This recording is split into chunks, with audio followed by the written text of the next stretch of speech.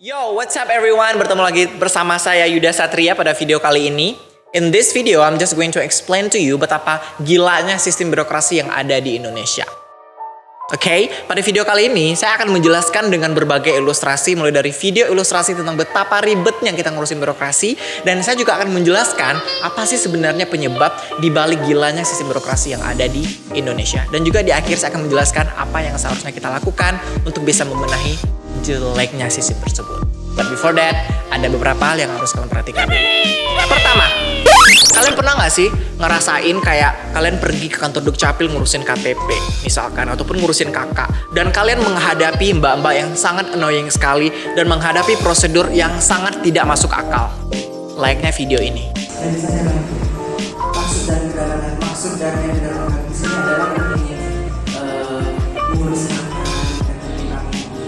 Kalau kamu udah datang ke sini dan kesehatannya kurang, ibu kesehatannya.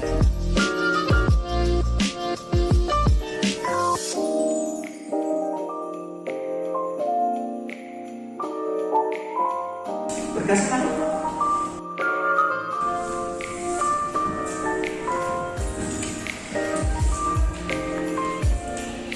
Berapa untuk KTP-nya ya? Atau lebih dulu atau besok datang? Kemarin kami dari sini Bu, dan persyaratan kami kemarin kurang. Ibu aja nggak bisa menuhin persyaratan ibu, gimana saya bisa melayani ibu dengan baik? Ibu yang nggak becus, kami 2 hari yang lalu dari sininya. Udah kesini kami 3 hari, kami kesini lagi, tinggal kerja kami, tinggal anak kami.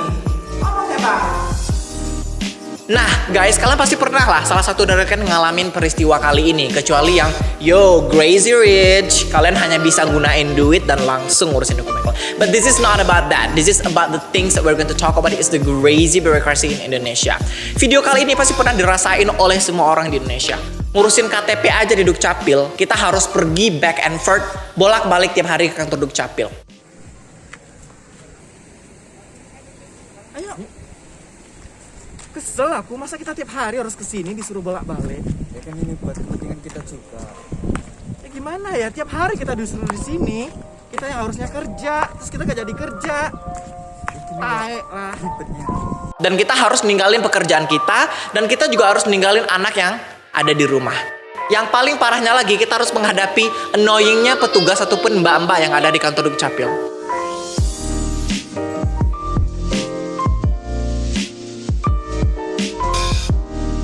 Nah, teman-teman semua pasti wondering kan, dan juga bertanya-tanya apa sih sebenarnya penyebab kok kayak gini banget sih sistem birokrasi yang ada di Indonesia.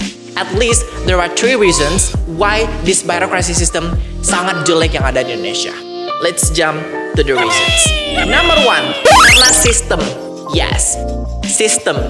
Sistem yang saya maksud di sini adalah budaya yang sudah mengakar di dalam kantor-kantor yang memiliki birokrasi yang jelek tersebut.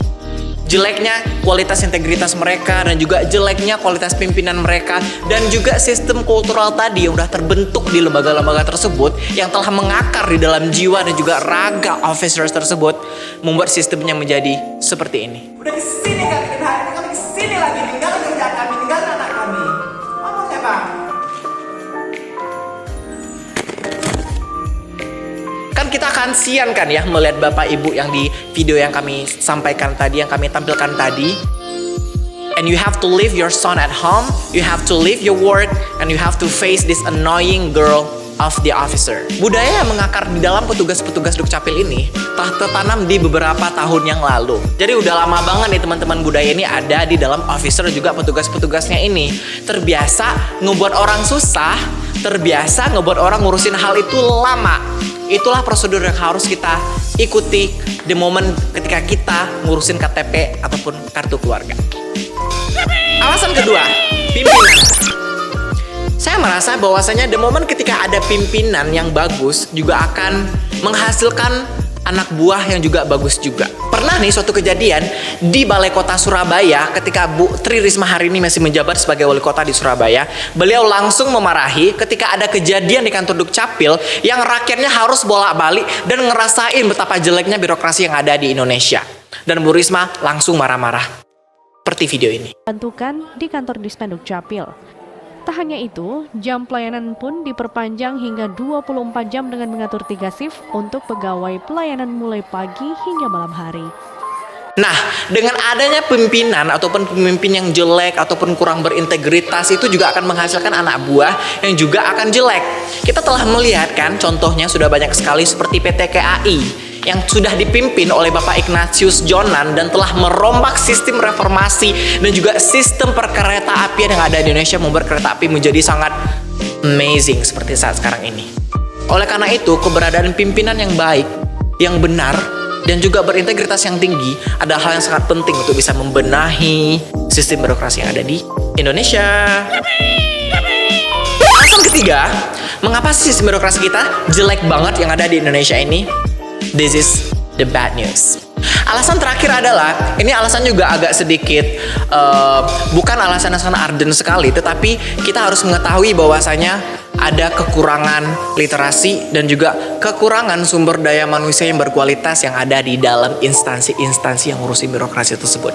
Hell yeah, that's really great. Dan momen ketika kamu ngurusin KK dan KTP dan kamu disuruh bolak-balik, dan momen ketika kamu ngurusin KK dan KTP ada yang nggak selesai misalkan syarat kamu dan kamu harus disuruh ngurusin lagi dan kamu harus balik lagi, itu merupakan salah satu bentuk ketidakcakapan petugas yang ada di lapangan.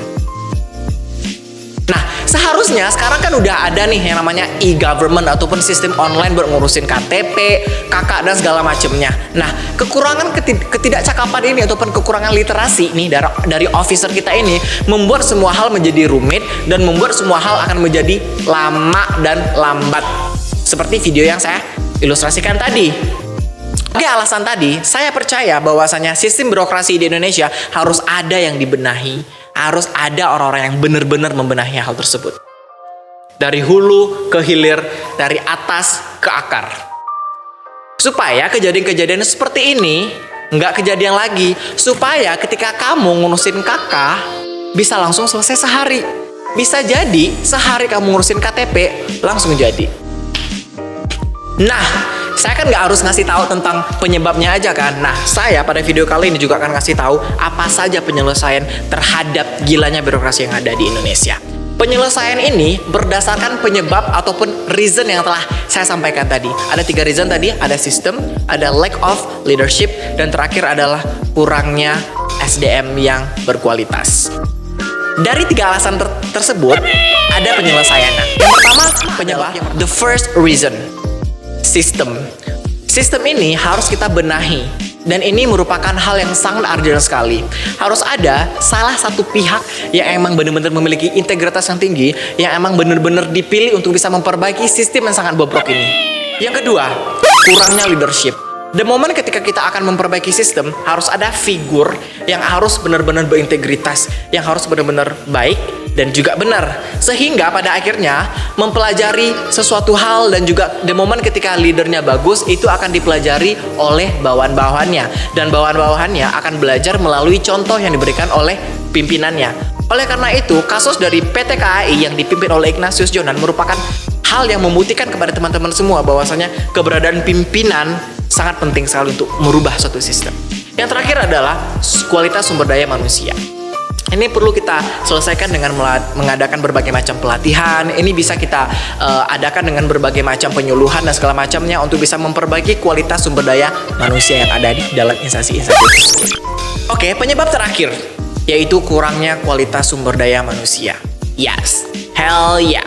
Untuk bisa menyelesaikan ini sangat mudah. Kita bisa ngadain semacam training ataupun pelatihan dan proses rekrutmen tenaga kerja ataupun officer di dalam instansi-instansi tersebut harus lebih ketat dan harus lebih gila lagi.